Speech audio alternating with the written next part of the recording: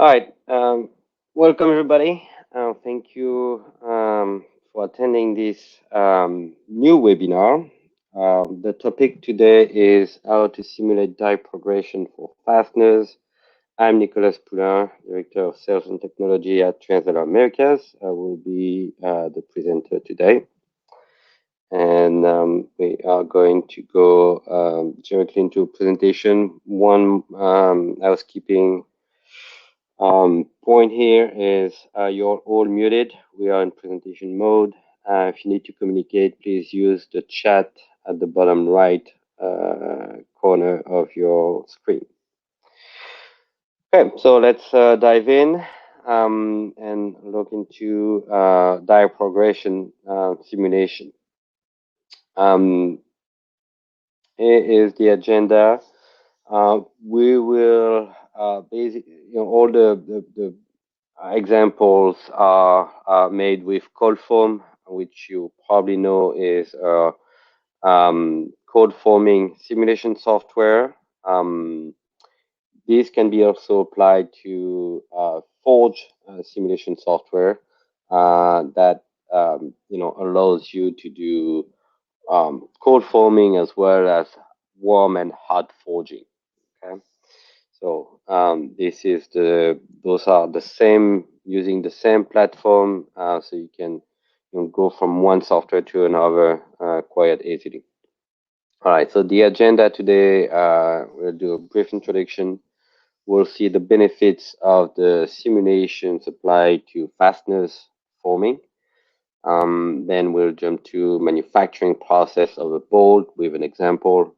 We talk about increase of the fastener die life, which is quite important.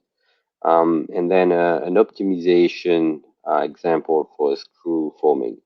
And then we'll go to conclusions. After conclusions, I will open the floor for any question. You'll be able to talk, or you can use the chat. I will also monitor the chat during the presentation. So if you have any question, you can write them in the chat.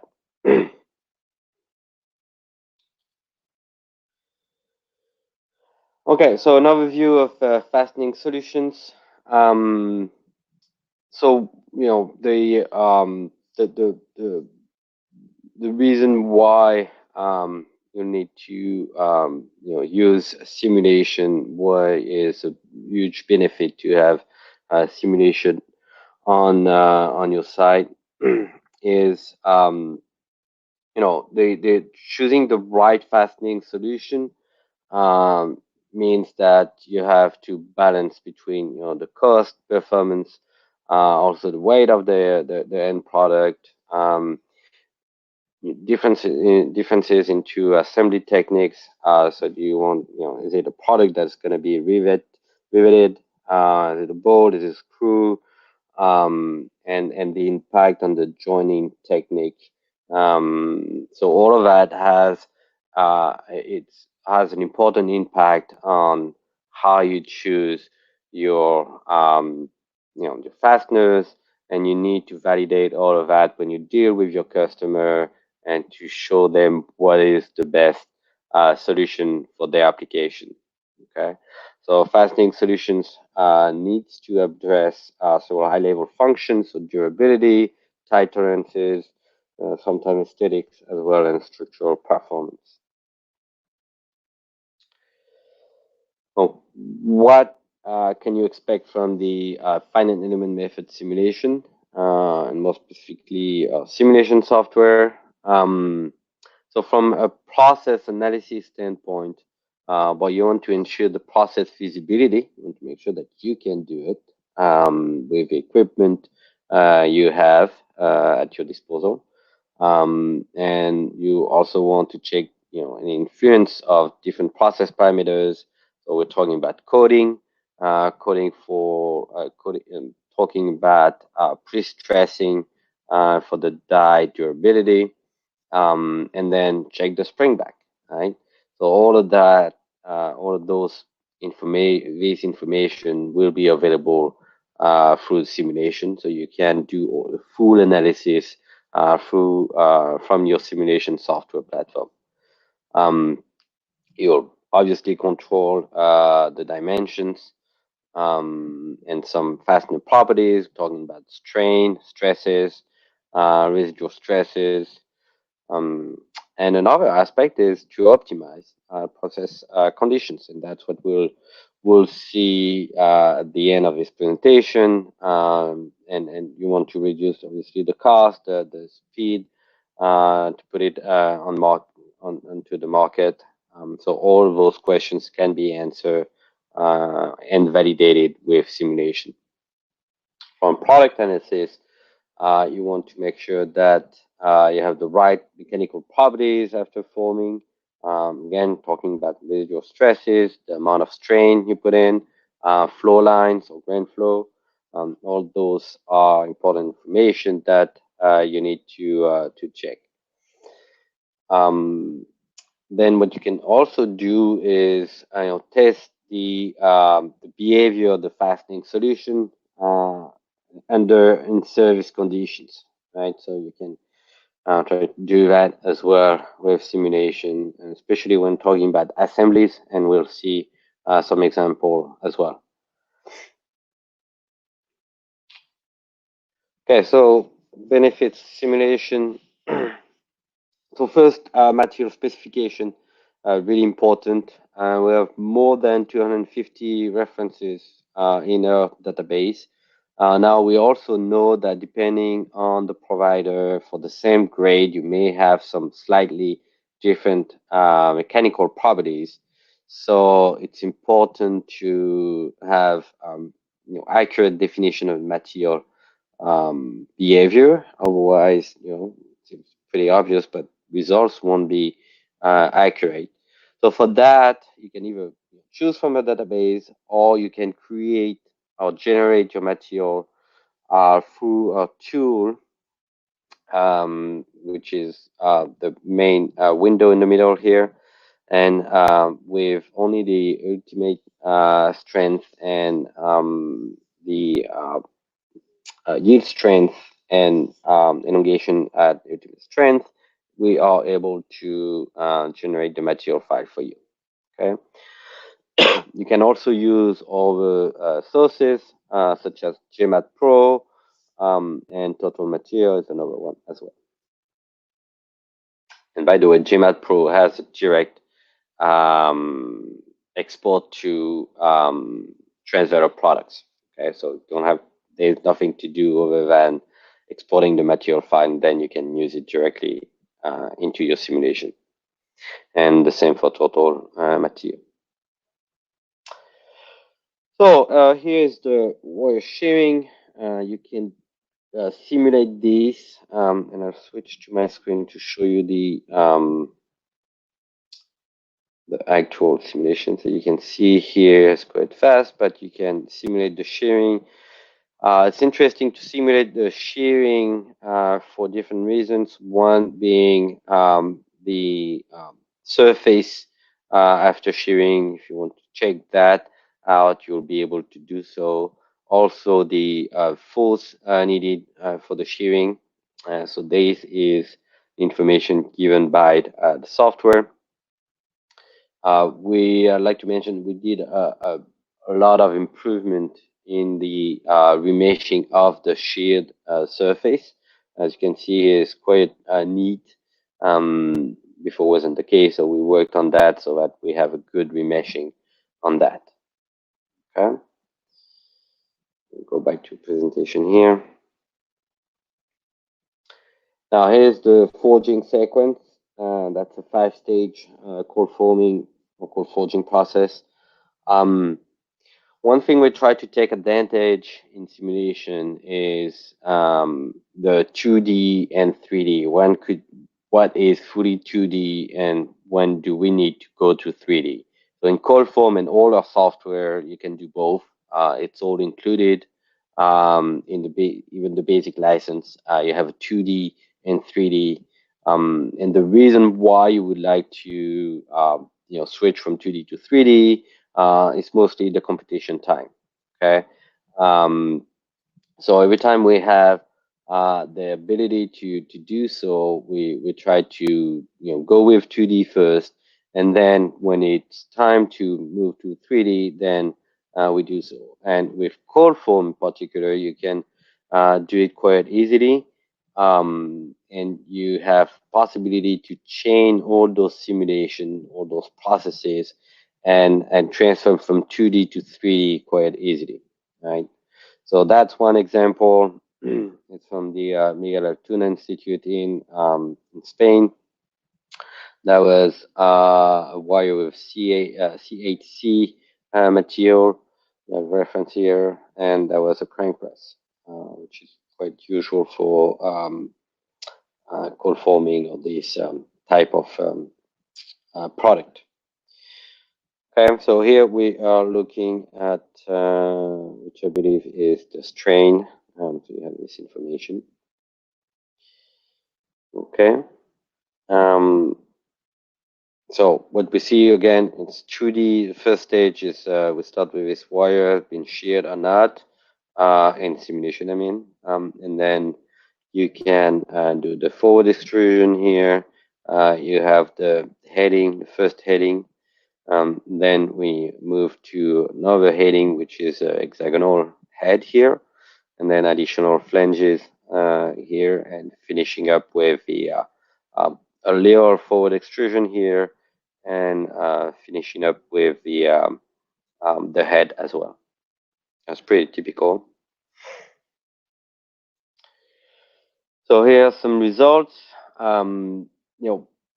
Well, let me show you very quick the simulation here.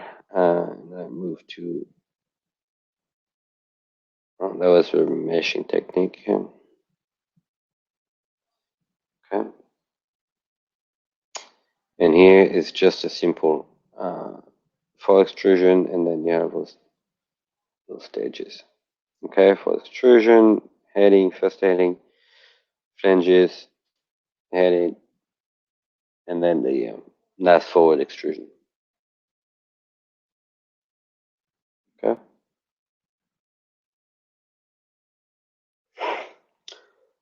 So benefits, some quick results that you can check. Obviously, it's not an exhaustive list. It goes way deeper into the analysis, but for the parts, you'll check the filling, right? You want to make sure the head is well filled. You can look at the internal stresses or residual stresses. What is interesting with simulation is you can really look inside the part. So that's one of the advantages as well, things that you can do, but through extensive experiments in reality. So always interesting to have simulation for that. Any defects such as folds, cracks, those will be available in the simulation.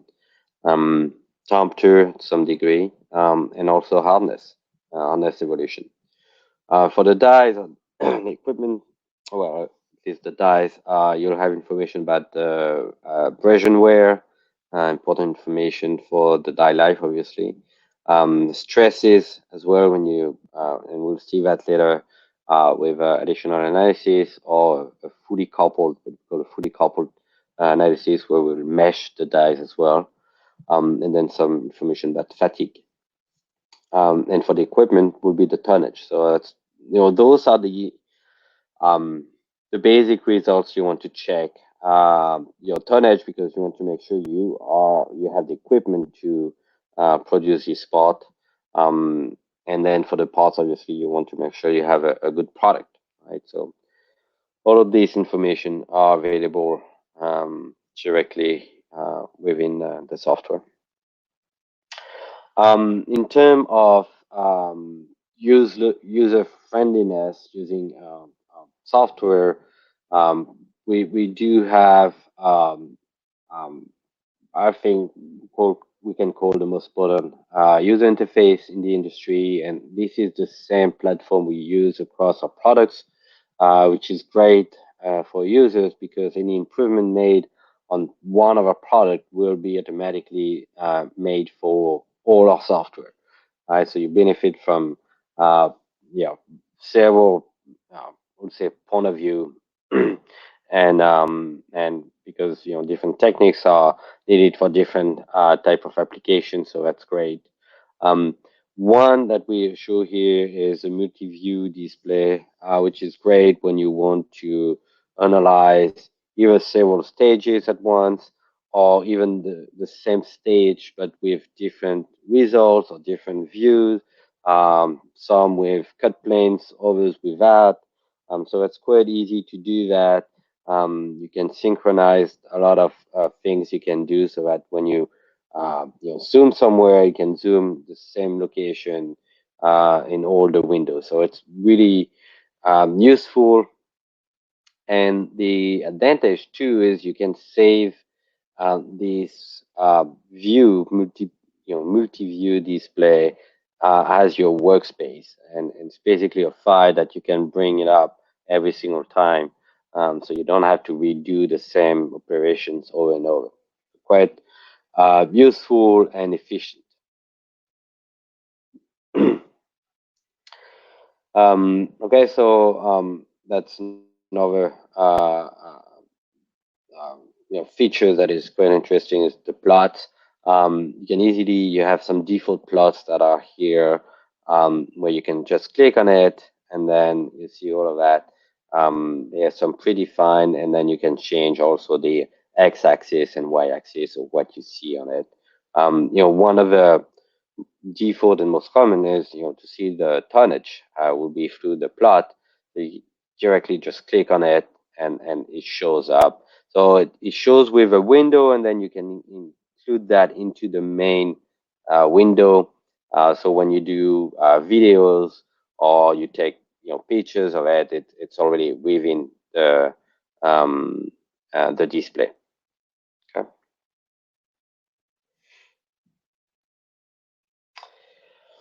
Another use of the interface is you can also compare different revision, or also your CAD model, that what will be the theoretical final product and the actual forged product that you simulated. So you can do that within the same interface as well. You can see you have those two. You can bring one into the overview so that you can compare what's going on. You can also, if you're not near net shape, you can also compare the machined part to the actual forged part, so that you can make sure you have enough material everywhere to actually allow for machining. So that's another good feature to have for this reason.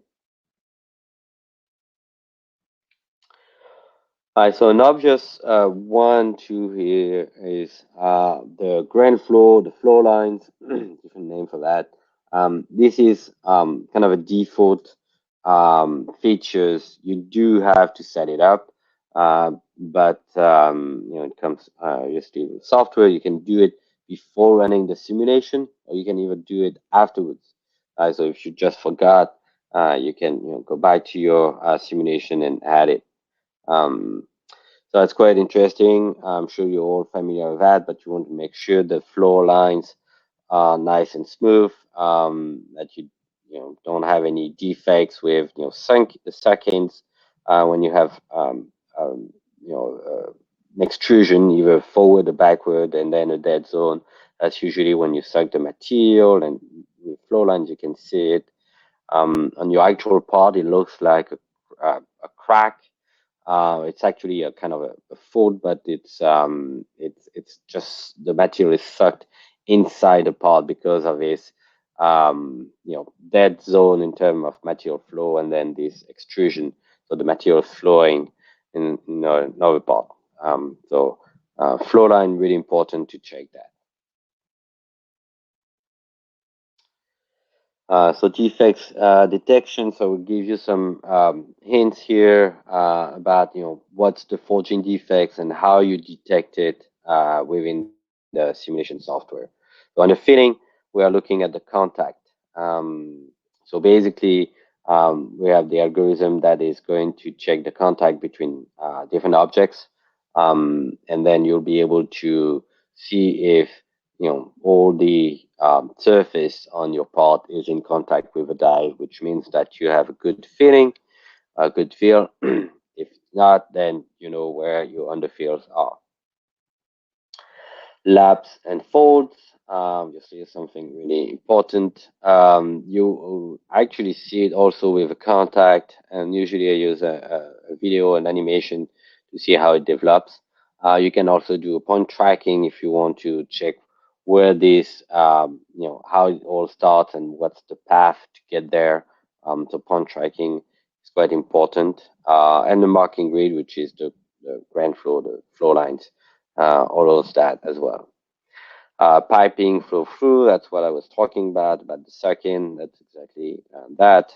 So either under skin, we can um, basically scale down the outer surface of your part, and then use that as a tracking system to see what happened right under the skin of your part.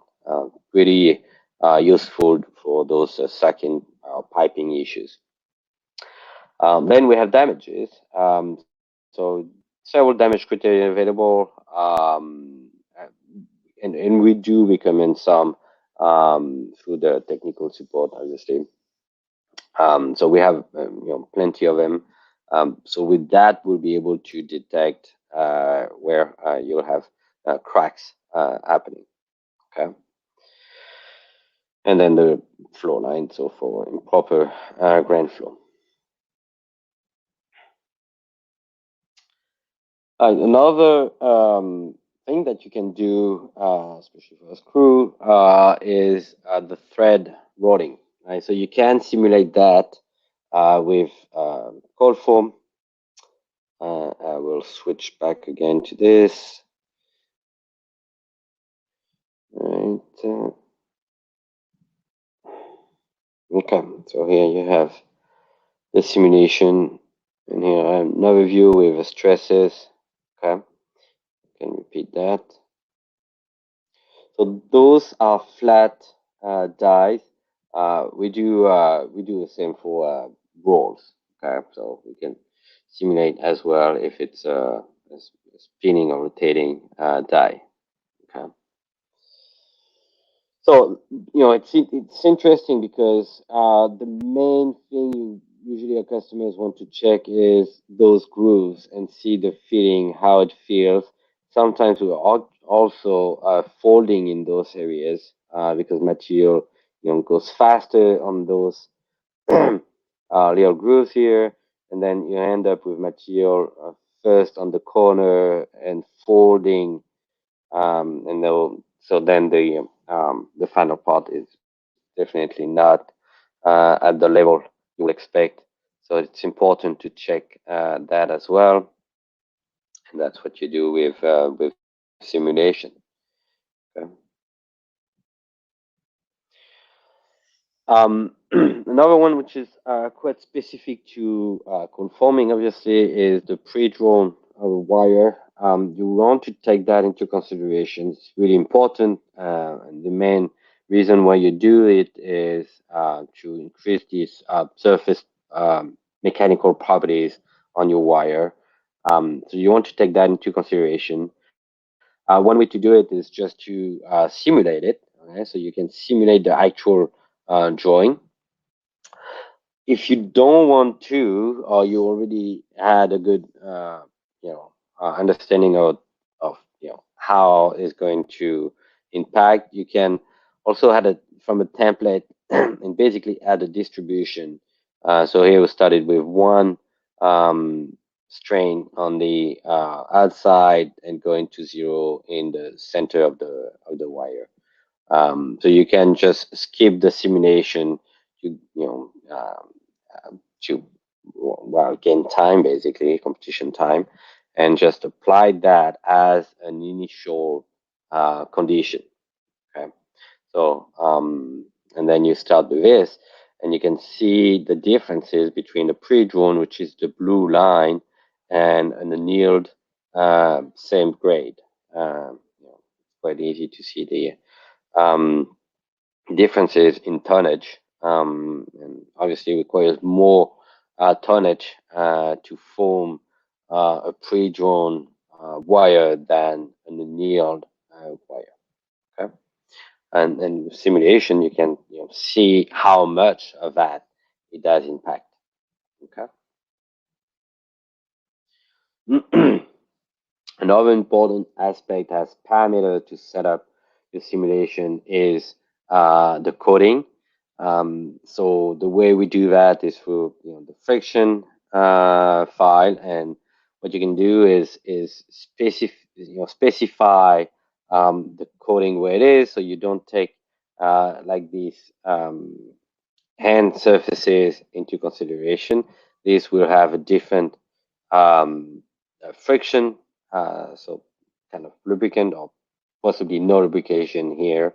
And then you have the phosphate coating on this surface. So you can do that with a set and apply the right friction coefficient. Okay.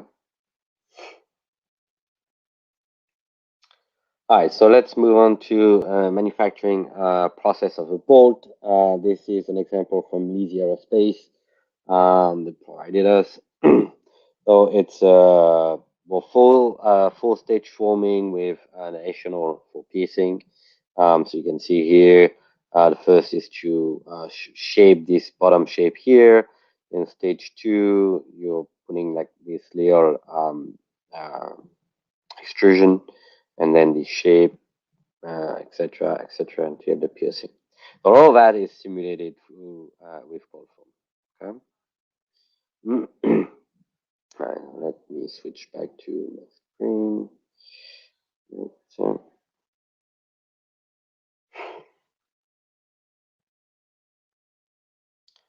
all right, so here is stage 1, simple shaping of the bottom here. This is stage 2. We're looking at the effective strain. We have this little extrusion. You see how the material is. Want to make sure you're not folding in these areas. Okay. There we go. Here's stage 3 with pre-stressing. We'll talk about that when you shape that. Okay. And stage 4, the final shape here. Okay. Here is the piercing simulation. There we go. Okay, and this is the effective strain. Okay, and by the way, this piercing is has it happened in reality, meaning that it is not just a geometric trimming. We use a damage criteria to trigger when the material is going to basically crack and shear. So that's exactly what happened in reality. And then you can see here the forces needed or required to trim or pierce this bolt. Okay.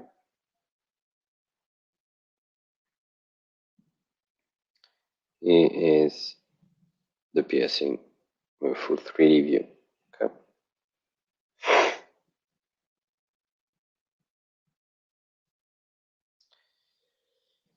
And go back to this.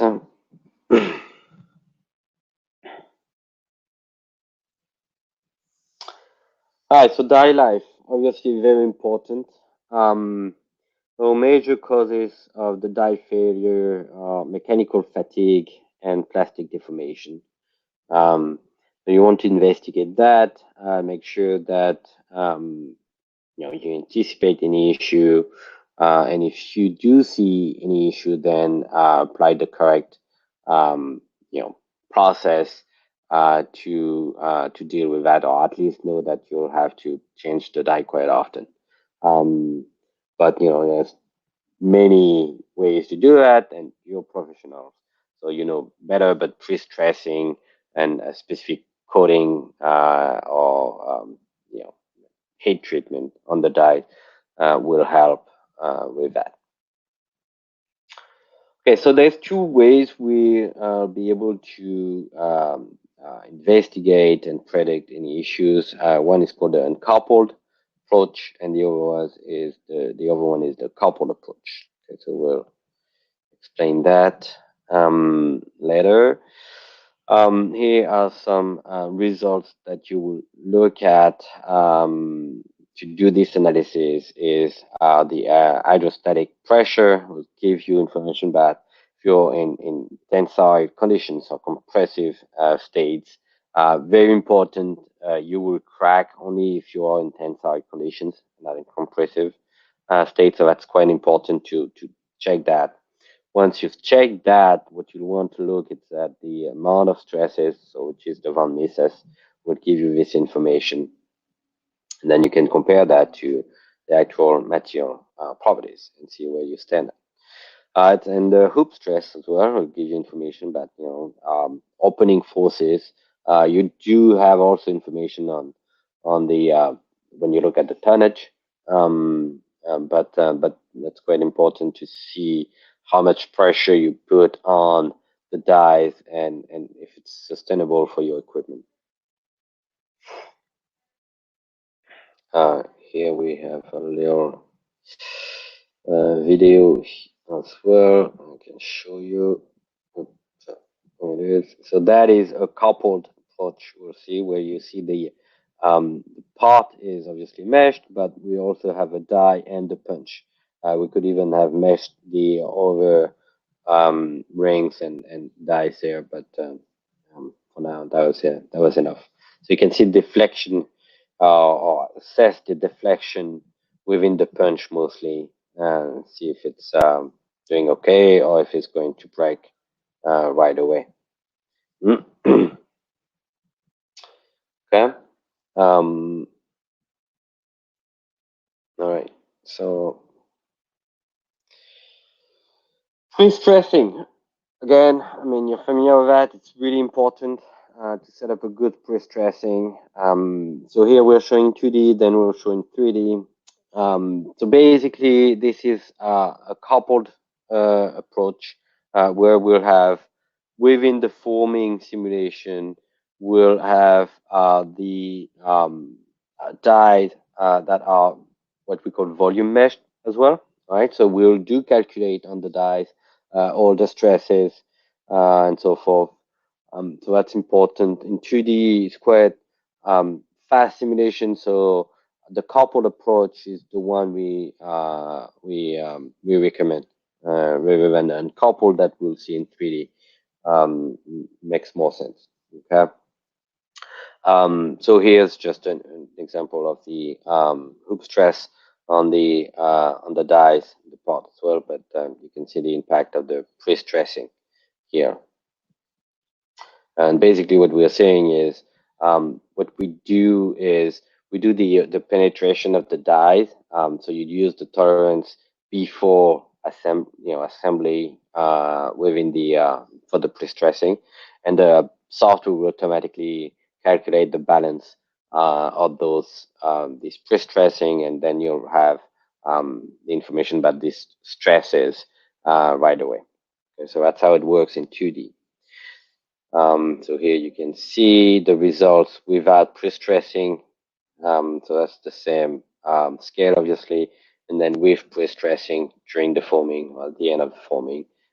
Obviously has a major impact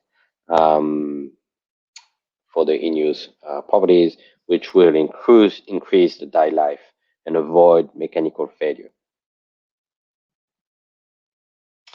On 3D, we have a different, a little bit of a different approach here. So still talking about the coupled, where we'll mesh the die as well.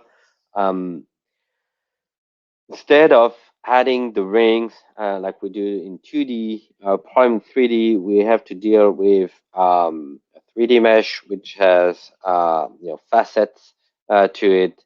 And what we are showing here in the middle is the penetration, which means the contact between those different rings that are added for the pre-stressing of a die.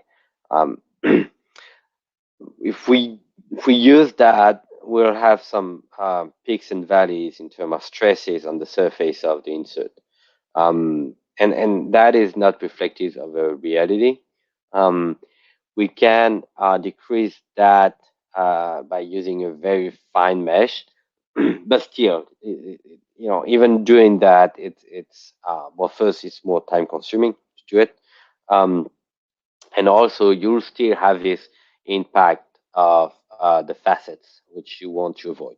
So one way we deal with that is what we call the virtual interference fit. So basically, on the insert, we specify a set.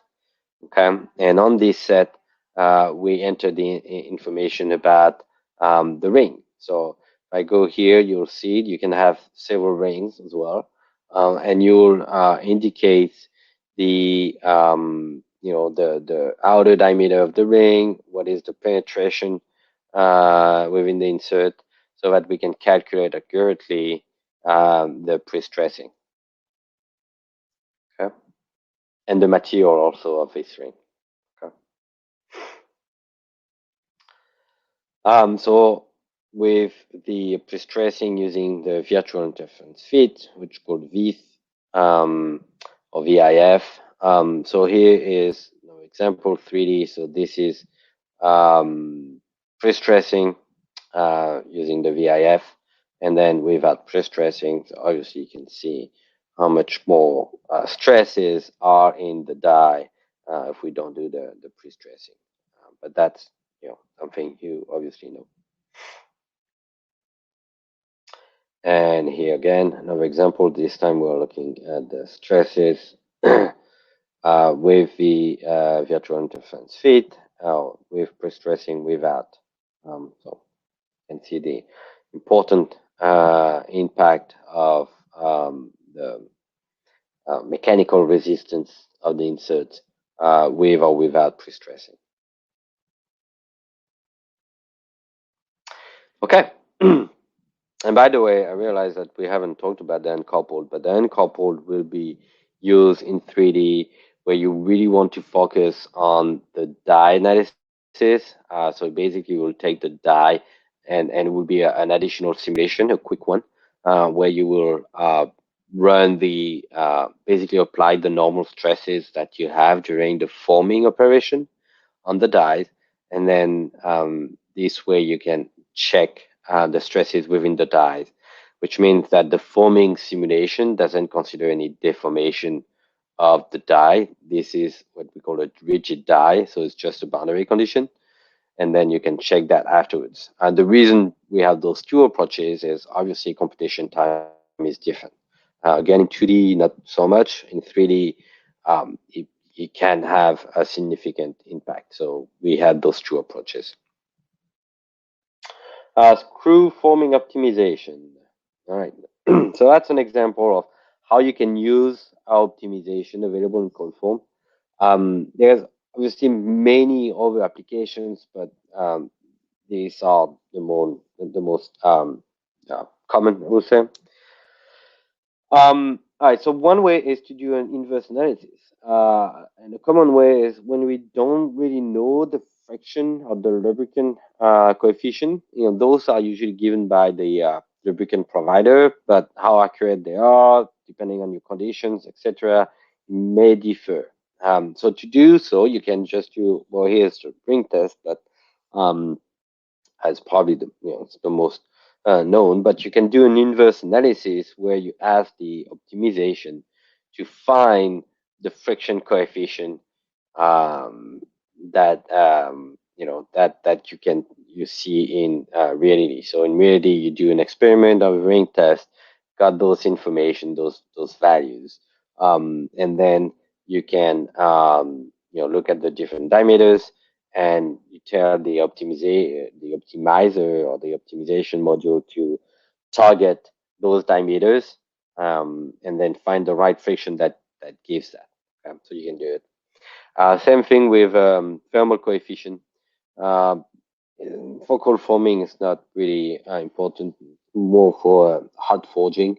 But you can use that to identify your thermal coefficients that will provide the right answer. So in these cases, usually you use a thermocouple for the experiment on the shop floor.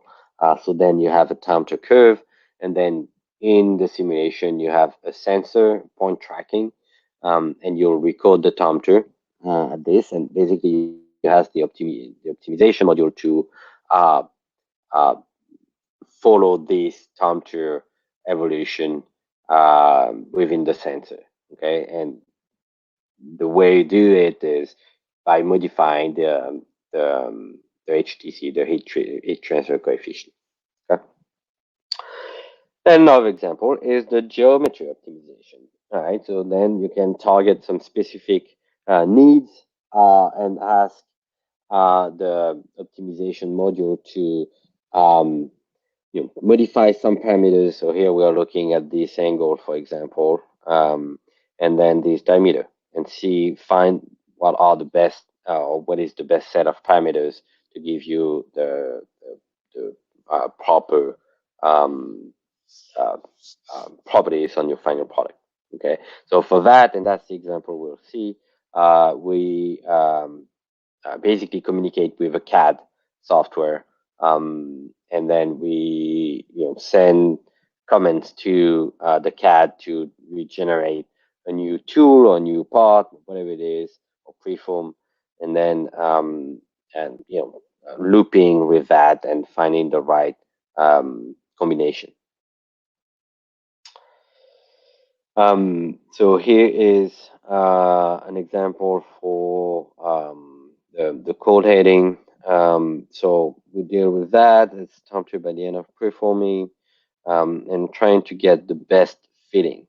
All right. So basically, here are the effective stress distribution when you rotate the screwdriver in there. And the way we're going to analyze that is looking at the torque. And obviously, what you want the maximum torque possible when you screw with a screwdriver. So best, more fitting will give you more torque. So that's really what we are looking at.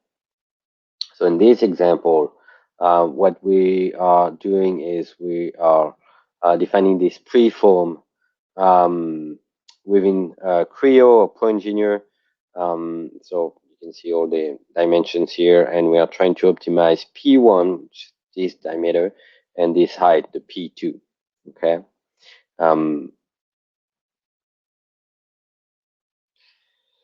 And here are the results. So you run the optimization. Again, the results you're asking the optimization module to look at is the torque. So it means that you have, well, here's only one simulation, and you're looking at the torque here. And we are looking at the preform, right? So here it is. Depending on several parameters, you'll have a better fitting, and then with this fitting, you test the torque. So sorry, it's actually two simulations that are chained. So the first one is the actual forming, and then second is the torque or the screwdriver rotating within this the head, and to make sure that you have a good torque. So here it is. Worst parameters found are the red line here. You can see it's really not filled. And then the best parameters found is this type of filling. The top is well filled. You still have a little bit of an filling here, but it gives you a much better torque here. So those are what the optimization module will give you. We started with those values as that was your reference, and then you have what we call best individual, so the best combination of P1 and P2, that will give you this torque. Okay, and you can check the differences between the initial and the final.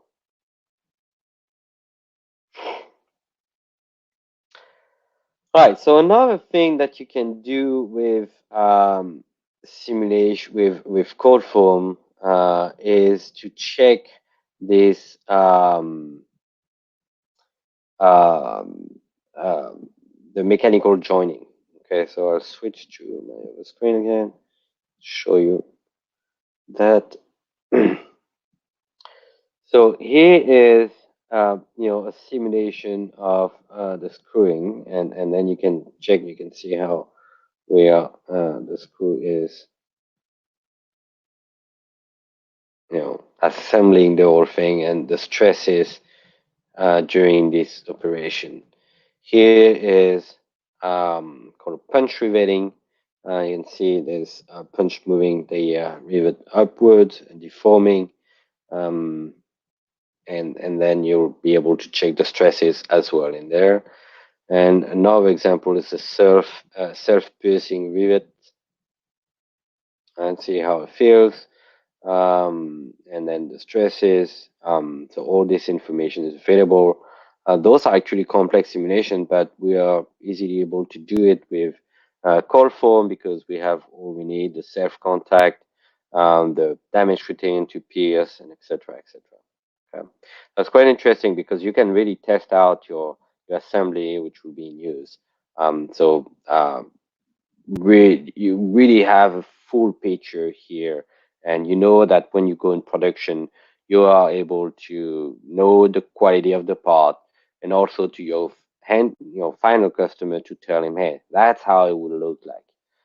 Quite important. Number one is also testing the behavior. So here, look, we are looking at how much force it's required to disassemble basically your assembly. Okay, so that's what you get here. And so we basically pull and see how much force we need. Okay.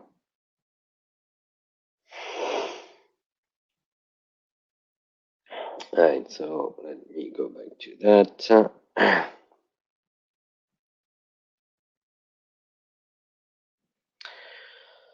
All right, so another extension of cold foam is, during heat treatment afterwards. And if you're in this situation, you can do that. So here basically we have cold foam for the cold forging, and then we have this product sim heat that we have been talking about for several months now. That is also can be an addition where you'll be able to do some stinization, quenching, and tempering, and find out what is the final hardness of your product. So that's quite interesting. As a matter of fact, I should show you here. So you see the forming process is in cold form, and then here we're looking at the stinization and then quenching of the part in temperature evolution, and then final hardness here.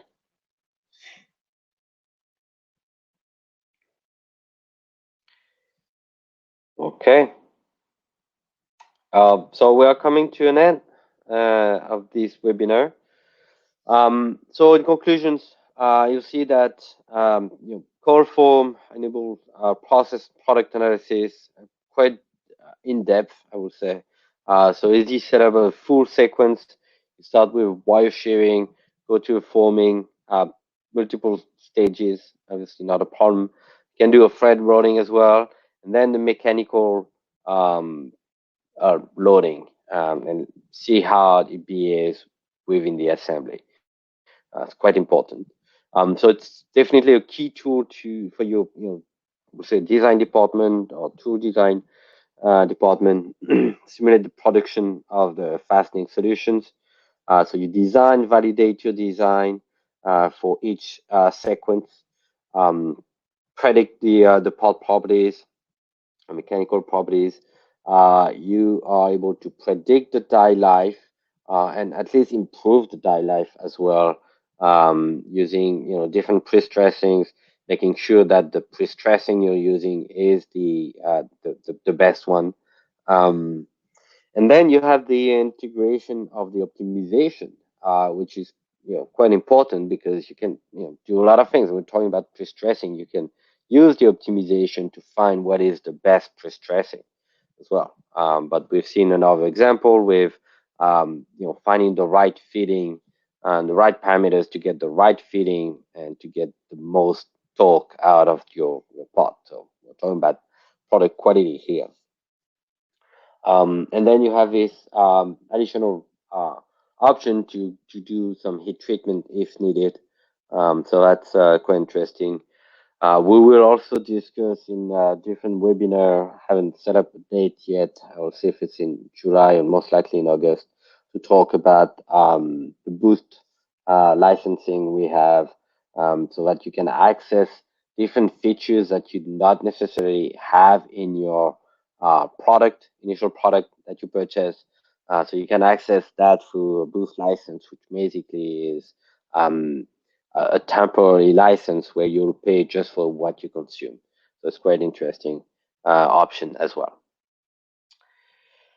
Okay, with that, we'll end this webinar. I will thank everybody to attend this webinar. Really appreciate it. And now, anyone who wants to leave, obviously, welcome to. And again, thank you very much for being here. I will open the floor for some questions if anybody has some question. I don't think there was anything in the chat during the presentation, but if you have any, I'm going to switch to discussion mode here.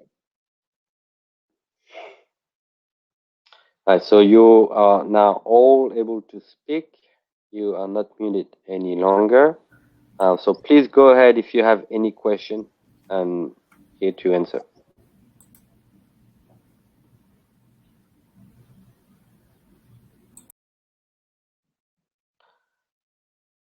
Don't be shy, but if you don't have any question, if it's clear enough. All right, I think we're just going to maybe have, all right, everybody seems to be okay. Scott is writing, just gonna wait on that. All right, well, everybody seems to be okay with presentation. So again, this webinar has been recorded. The recording will be available on our website, transvalusa.com. Go to resources and webinar archives. You'll see it here. Thank you very much, everybody, to spend some time this morning with us. And if you have any question afterwards, just email us. You have my email address here. Or you can just go on transvalor.usa.com as well, and you have contact form where you can ask your question. Feel free also to sign up for our blog and newsletter. It's mostly blog post. So you can just subscribe. Just enter your email address, and then you'll be made aware every time we post something on our blog. That is the main communication channel we have today. So please do so, and you'll be up to date. Okay. You also have our LinkedIn. Please follow us on LinkedIn and our YouTube channel. All right. Thank you very much, everyone, and you have a good day. And talk to you soon. Bye.